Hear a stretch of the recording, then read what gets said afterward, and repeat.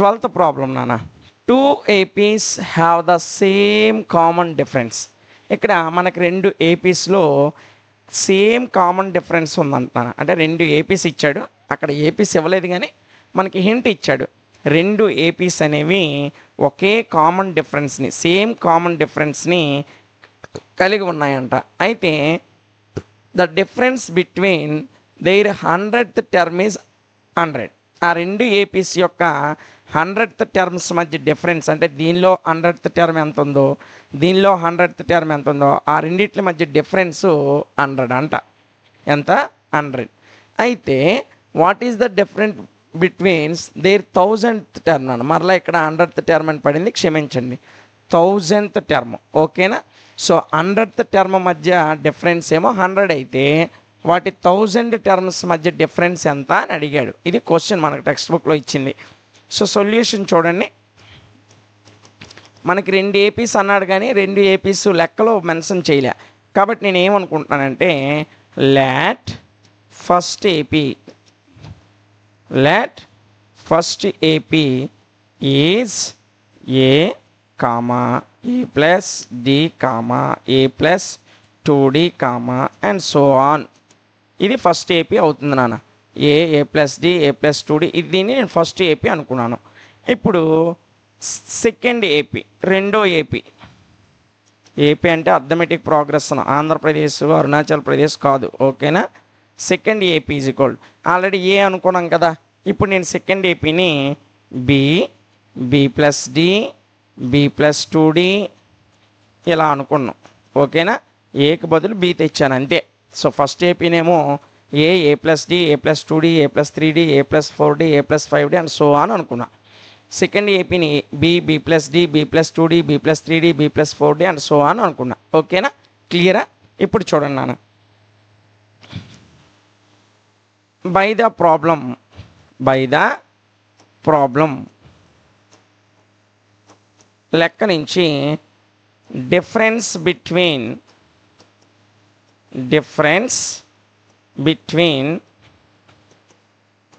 their 100th terms వాటి 100వ పదాల మధ్య 100th టర్మ్స్ మధ్య డిఫరెన్స్ ఎంత ఇచ్చాడు? 100 ఇచ్చాడు. ఎంత ఇచ్చాడు? 100 ఇచ్చాడు. కాబట్టి సో దీని మొదట దాని 100th టర్మ్ ఏమవుతుంది? A ప్లస్ 99D అవుతుంది. అంతేనా? ఫస్ట్ APని A plus D, A plus 2D, A plus 3D అలా అనుకొని వెళ్ళాం కదా. సో దాని యొక్క 100th term A plus 99D అవుతుంది. సో దీనికి మరియు రెండోది ఏమవుతుంది? B ప్లస్ 99D అవుతుంది. ఓకేనా? ఈ రెండిట్ల మధ్య డిఫరెన్స్ అట 100 అంట. ఇది మొదటి AP యొక్క 100th టర్ము, ఇది సెకండ్ AP యొక్క 100th టర్ము. ఈ రెండిట్ల మధ్య డిఫరెన్స్ 100 అన్నాడు. సో చూడండి, ఇక్కడ 99D ఉంది, ఇక్కడ 99D ఉంది. రెండు క్యాన్సిల్ అయిపోతే A minus B. So A minus B ఎంత వచ్చింది? 100 వచ్చింది. A మైనస్ B ఎంత వచ్చింది? 100 వచ్చింది. అంటే వాటి యొక్క 100th టర్మ్స్ మధ్య డిఫరెన్స్ 100 వచ్చింది. కాబట్టి సిమిలర్లీ అదేవిధంగా the difference between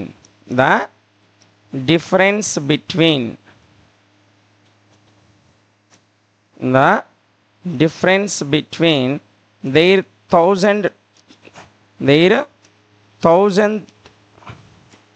1000th terms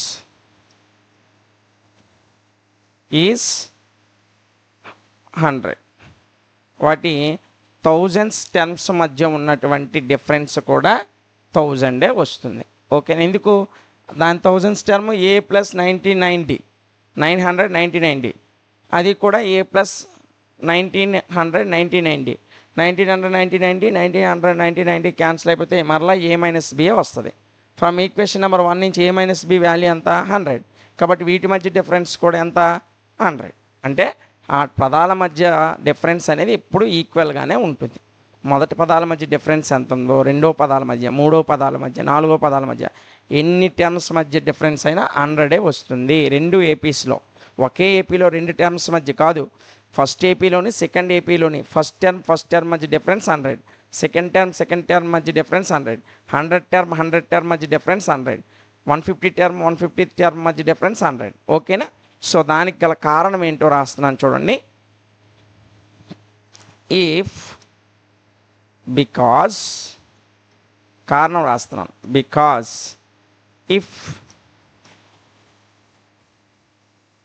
if common difference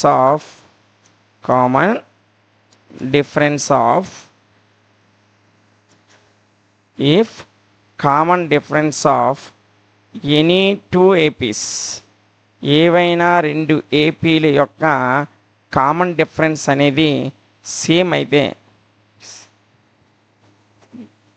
if common difference of any two APs are same, ఒకటే అయితే, the difference between their 100th terms, the difference between their nth terms of two APs is same. చూడండి, ఎప్పుడైతే రెండు APIs యొక్క common difference అనేది ఈక్వల్గా ఉంటుందో అప్పుడు వాటి ఎంత టర్మ్స్ అంటే ఏ రెండు టర్మ్స్ అయినా, ఈ ఏపీలో ఎన్నో టర్ము ఆ ఏపీలో ఎన్నో టర్మ్, ఆ ఎంత టర్మ్స్ ఏవైతే ఉంటాయో ఆ ఎంత టర్మ్స్ మధ్య డిఫరెన్స్ కూడా సేమ్ ఉంటుంది. అంటే దీనిలో థర్డ్ టర్మ్కి దానిలో థర్డ్ టర్మ్కి 5 డిఫరెన్స్ వచ్చిందనుకో, దీనిలో 10th టర్మ్కి దానిలో 10th టర్మ్కి ఆ 5 డిఫరెన్స్ వస్తుంది. దీనిలో 1 crore టర్మ్కి దీనిలో 1 crore టర్మ్కి డిఫరెన్స్ ఆ 5 వస్తుంది. ఎందుకు? కామన్ డిఫరెన్స్ సేమ్ అయినప్పుడు ఆ టర్మ్స్ మధ్య ఎంత టర్మ్ అన్నానంటే దాని దగ్గర ఎన్నో టర్మ్ అయితే అన్నో టర్మ్, ఆ ఎంత టర్మ్స్ మధ్య డిఫరెన్స్ కూడా సేమ్ ఉంటుంది. ఇదే దీని ఆన్సర్. ఓకేనా నాన్న?